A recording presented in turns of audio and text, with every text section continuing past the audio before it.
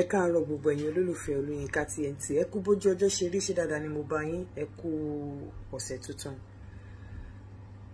Nǹkan tí mo mú wá láàárọ̀ lálákọ̀ọ́kọ́ ẹ jọ̀ọ́, èmi ò ní padà lọ sí topic ovulation náà. Gbogbo ẹ̀yin tẹ́ ń béèrè I want to know how to calculate my ovulation period. Ẹ lọ padà sí èyí tí mo ti ṣe. Mo ti ṣe tẹ́lẹ̀. Ẹ lè rí. Mo title ẹ lọ wò ó wà lórí YouTube, ó wà lórí Facebook. Mi ò lè padà sí. Ìyẹn gbọ́ títà ó jókòó. In tí mo mú wá láàárọ̀ yìí ó ní àwa tá máa ń lo phone ní títì nínú bus. Mi tí sábà rí ọkùnrin kó ṣe, bẹ́ẹ̀ mo mọ̀ pé gbogbo ẹ̀ ló máa ń ṣẹlẹ̀ all over the world. The fact wípé à ń sọ̀rọ̀ lórí phone kò mí pé kí ẹlòmíì má rí etí gbọ́rọ̀. Àwọn obìnrin Naija ní ìlú ya ti ẹ̀ bàjẹ́ kíní ẹ máa rí mi nínú bọ́ọ̀sì bá a máa sọ̀rọ̀ lórí phone. Mo wá gbé kí gbogbo nǹkan tó ń sọ ò láṣìírí. Gbogbo nǹkan tó ń sọ ni gbogbo àwọn tó wà nínú bọ́ọ̀sì ń gbọ́. Àwọn òyìnbó mi àwa máa wẹ̀yìn báyìí pé a máa wò pé ẹ̀rí wèrè bó ṣe ń pariwo. Mo mọ̀ pé nǹkan tó máa wà nínú ọkàn wọn nìyẹn. Ẹ jọ ṣáà ní discipline ni. Tó bá mọ̀ wípé call tó make ariwo pọ̀ ń bẹ̀, sọ fẹ́ni tó pè ẹ́ pé I will call you back. Or kó fún ẹ ní time. Kó wá bọ́lẹ̀ nínú mọ́tò tó bá mọ̀ pé call yẹn ó ṣe pàtàkì. O dẹ̀ lè sọ̀rọ̀ kẹ́lẹ́kẹ́lẹ́. Bọ́lẹ̀ nínú mọ́tò kó dúró síbì kan kó make call ẹ kó pariwo kí gbogbo ayé gbọ́. The fact pé wọ́n ń sọ̀rọ̀ ní orí phone kò mí pé kẹ́lòmíì má retí gbọ́ràn mọ́. Kò sẹ́ni tó ní interest nínú nǹkan tó fẹ́ sọ lórí phone. Gbogbo ẹ̀ all over the world ló ti ń ṣẹlẹ̀ bọ̀ àwa Nigeria women tá wà ní ìlú ìlà máa ń sábà ṣe nínú bus wa máa rí wọn máa pariwo gbogbo àwọn tó dẹ̀ wà nínú bus á dẹ̀ máa gbọ́ nǹkan tó ń sọ. Àwọn míì gan wọn máa sọ débi wípé a máa fúnra wa la máa ta ara wa sí orí ọwọ́ olè. Fúnra wa la máa release address ilé wa àti information wa sọ́wọ́ olè nígbà tá bá ń sọ̀rọ̀ lórí phone tá a lè sọ̀rọ̀ kẹ́lẹ́kẹ́lẹ́. Tó bá ti mọ̀ wípé o fẹ́ sọ̀rọ̀ lórí phone ohun ẹ ò kẹ́lẹ́ àbí ẹni tó ń bá sọ̀rọ̀ etí ẹ ti di kò gbọ́, sọ fún pé wàá pè létà. Tó bá wọkọ̀rọ̀ yàrá ẹ pa gbogbo ariwo àbí kó bọ́ síbì kan tí pé èèyàn kan kò wẹ́ kó pariwo. Ẹ jẹ́ ká ní discipline. Àwọn trait yẹn àwọn nǹkan tó wà irritating ni. Ká máa sọ̀rọ̀ lórí phone. Mo rántí ngbà kan tí èmi àti eléré kan fẹ́ ṣe orin tí mo fẹ́ feature nínú orin mi. Eléré ńlá ni o. Ọdún ẹ̀ mo ti kọ́kọ́ kọ́ kinní yẹn. Ẹ jẹ́ kí n tẹ̀ dárúkọ eléré yẹn, Saheed Òṣùpá ni.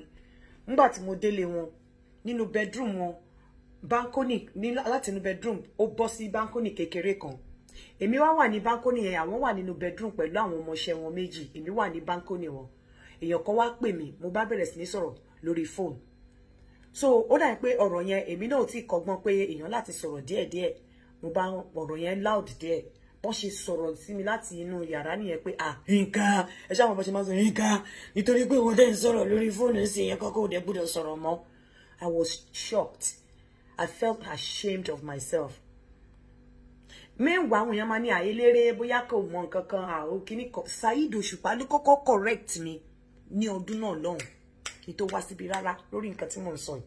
Pé ṣé nítorí pé wọ́n dẹ̀ ń sọ̀rọ̀ lórí phone èèyàn kọ́kọ́ ò dẹ̀ gbọ́dọ̀ sọ̀rọ̀ mọ́. Mo dẹ̀ caution ara mi. Láti ìgbà yẹn ni mo ti imbibe discipline yẹn. Láti ìgbà yẹn ni kíní yẹn ti wà nínú mi. Pé ẹni báyìí lè kọ̀ téèyàn wípé Ọlọ́run mà ló ṣe. Tí bá pé ta ni mo wà nǹkan wọn kàn máa wò mí bí wèrè ni. Àti ìgbà yẹn lèmi náà tí bá ti wá rẹ̀ lómi tó ń ṣe mo máa wò pé báwo lèèyàn yìí ṣe ń ṣe báyìí pé no wonder bí máa yìí ṣe ń feel nìyẹn níjọ́ náà Ọlọ́run tó correct mi. Ẹ jọ̀ọ́ nítorí Ọlọ́run ẹ jẹ́ ká ṣàtúnṣe. Then report ti pọ̀jù sí mi. Ìyàwó mi ò fẹ́ dóko. Mo wá fẹ́ sọ fẹ́yìn ọkùnrin one of the reasons tí obìnrin ò bá fẹ́ do ẹni wípé tí obìnrin ò bá feel connected pẹ̀lú ẹ, tí obìnrin ò bá feel connected pẹ̀lú ọkùnrin, tí obìnrin feel left out, tóbìnrin feel pé òun wà secured, tóbìnrin feel wípé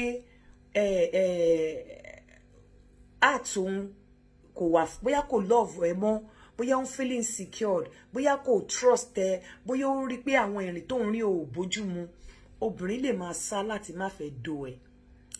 Kí ni nǹkan tó yẹ kí ìwọ ọkùnrin ṣe nígbà míì láti try ni wípé ẹ try láti mọ bí obìnrin yẹn ṣe ń feel. Ẹ try láti mọ insecurities obìnrin yẹn. Ẹ try láti mọ fears ẹ. ẹ try láti mọ struggles ẹ try láti mọ nǹkan tó ń struggle pẹ̀lú, ẹ try láti mọ nǹkan tó ń wà insecure pẹ̀lú yín, because tí obìnrin ò bá feel connected pẹ̀lú ẹ, ó lè má fẹ́ fi òbò ẹ̀ sílẹ̀ torí àwọn complain yìí ti pọ̀ jù. Then tí obìnrin ò bá feel sexy mọ́, nígbà míì tá bá ti bímọ, tá bá ti ń sanra, tó dẹ̀ jẹ́ ọkùnrin tó máa ń sọ, tó dẹ̀ ti mọ̀ pé ìyàwó ọkọ òun láìkí ẹni tó ti rìn, tó dẹ̀ ti rí òun pé ara òun pé òun ń sanra, òun ti kúrò lórí shape tó fi fẹ́ òun, ó lè má feel sexy. And nǹkan tí ẹ̀yin máa ṣe àsọkùnrin ni pé ẹ try láti because obìnrin yẹn need affirmation from you láti jẹ́ kó feel pé ó ṣì wà sexy. Ẹ try láti reassure ẹ. Ẹ try láti reassure ẹ, má kọ̀ gbójú pé kò fẹ́ dóko kí ẹ mọ insecurities ẹ mọ fears ẹ mọ nǹkan tó ń ṣe, then ẹ try láti correct ẹ. Bóyá feelings nípa yín ó wà disconnected, àwọn nǹkan tẹ́ ń ṣe ọkùnrin míì a máa kó property jọ ọkùnrin kan, ò ní jẹ́ kí ìyàwó ẹ mọ̀, ìyàwó ọkùnrin míì ò mọ anything about ẹ. Irú àwọn nǹkan báyẹn ó lè jẹ́ kí obìnrin feel disconnected, kó má fẹ́ fara ẹ̀ lẹ̀. So ẹ try láti mọ fears obìnrin àti insecurities ẹ. Then tí obìnrin yẹn bá ń feel pé òun ò wà sexy, bóyá body shape ẹ nǹkan, ẹ try láti ó need affirmation yín láti reassure ẹ. And again, lastly, torí mi fẹ́ kó ju 10 minutes lọ, ọ̀rọ̀ ṣì pọ̀ lórí, a máa sọ̀rọ̀ lórí kí ló lè, báwo la ṣe lè restore love back sínú relationship àbí marriage fún àwọn obìnrin tó bá mọ̀ pé ó sì nífẹ̀ẹ́ ọkọ ẹ̀, ó sì fẹ́ fẹ́ o, àwọn ọ̀nà tó lè gbà láti restore love back, tó bá mọ̀ pé ó sì nífẹ̀ẹ́ ìyàwó ẹ̀, ó sì fẹ́ fẹ́, àwọn ọ̀nà tó lè gbà láti restore love back sínú relationship yìí a máa sọ later.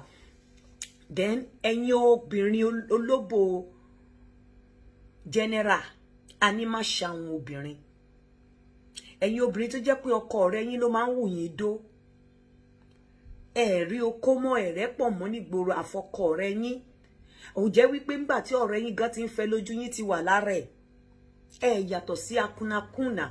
Ẹ̀yin obìnrin aláìní tìjú tó yẹ pé níjọ́ tí wọ́n ń bí yín ìtìjú ò sí ńlé, kò sí nǹkan tẹ́ ẹ lè dó.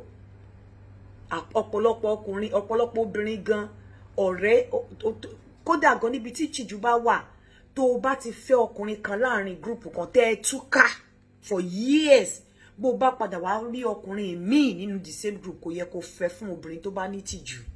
Kámbèlè ti pé ọkọ rẹ̀ ló wu okó ọkọ rẹ̀ ló wu ẹ̀dó, bẹ́ẹ̀ mi ò bá rí mi kì í sọ. Nǹkan tó burú jáì ni o, wá gbọ́ o, gbogbo ẹ̀yin obìnrin tẹ́ bá ń wúrú wà yẹn, kò sí bí ọkọ rẹ̀ yín ṣe lè do yín bí ẹ ṣe lè fẹ́, ẹ má padà túká ni. Nítorí pé kẹ́ ti pẹ́ 10 years nínú marriage yẹn, mo fẹ́ jẹ́ kẹ́ mọ̀ wípé ọkùnrin máa ń ṣe silent review nígbà míì. Nígbà tí ìfẹ́ bá ti ń kan díẹ̀díẹ̀, ọkùnrin á ṣe silent review, ìgbà yẹn ló máa wá reasons láti fi yín lẹ̀. Ìgbà yẹn ló máa rántí wípé ọ̀rẹ́ òun ló ń fẹ́ yín tẹ́lẹ̀, àbí ọ̀rẹ́ yín lòun fẹ́ tẹ́lẹ̀ kẹ́ tó wá fẹ́ òun. Ìgbà yẹn ló máa mọ̀ pé ẹ ní tìjú. Ìgbà yẹn ló máa rò pé ẹni tó ṣe báyìí tó wá fẹ́ mi, tó dẹ̀ mọ̀ pé mo fẹ́ ọ̀rẹ́ rẹ̀, tó bá yá gan ó lè fẹ́ ọ̀rẹ́ mi. Ìgbà yẹn lẹ máa bẹ̀rẹ̀ sí ní problem, òbó yín ò ní jọ́ lójúmọ́. So she might enjoy it while it lasts. Ìwọ tó fẹ́ tó lajúlẹ̀ tó yẹ pé o kó ẹpọ̀n ọkọ rẹ̀ ló wù ẹ́ dó, òbó ẹ ò yàtọ̀ sí òbó council. I'm telling you, tó jẹ́ pé o kó ọ̀rẹ́ ẹ, o kó ọkọ rẹ̀ òun ló wù ẹ́ dó, owó gbogbo ayé kò sọ́kùnrin mọ́, olójú kòkòrò aláìní tìjú, ara Galatia. I'm telling you, tí ìbárí mi kì í sọ, ṣùgbọ́n wá gbọ́ o, wàhálà ọkùnrin yẹn máa pàpà fiẹ́lẹ̀ ni, ó máa fiẹ́lẹ̀. Tó bá yá á ṣe silent review, á review ara ẹ̀ pẹ̀lú ẹ̀, á wò ẹ́ pé eléyìí tí ò ní tìjú yìí bó ṣe fẹ́ mi, tó dẹ̀ mọ̀ pé mo ń dú ọ̀rẹ́ òun tẹ́lẹ̀, ó máa lọ dú ọ̀rẹ́ mi. Tó bá yá á fiẹ́lẹ̀, kò dẹ̀ lè ní respect fún ẹ. Nǹkan tó wà lọ́wọ́ ẹ ó fẹ́ mú tojú ẹ̀ kúrò lára ẹ̀ ní, má tanra ẹ̀, á fiẹ́lẹ̀. Kò sí ni kò lè wà sọ, kò relationship yẹn ò lè rìn forever. Á dẹ̀ fiẹ́lẹ̀ in a very disgraceful manner ni, dishonored manner. I'm telling you, torí from day one tó ti gbà láti do, kò regard ẹ, ó ní reservation nínú. Ẹ jẹ́ ká máa ronú àwa obìnrin. Ẹ má jẹ́ kí desperation máa tì wá. ẹ má jẹ́ kí desperation máa tì wá sí nǹkan tí ó yẹ ká ṣe. Ẹ jẹ́ n sọ pé desperation, because desperation ni a lot of people understand, but kò sóyìnbó tó ń jẹ́ desperation. Desperation is not English, but torí pé nǹkan táwọn èèyàn máa understand yẹn, but ẹ má jẹ́ kí desperation ọ̀bọ̀dẹ̀ jẹ́ desperation làwọn èèyàn understand, but kò ń ṣe English word, but ẹ má jẹ́ kí desperation or desperation kó push wa sí nǹkan tí ò yẹ ká ṣe.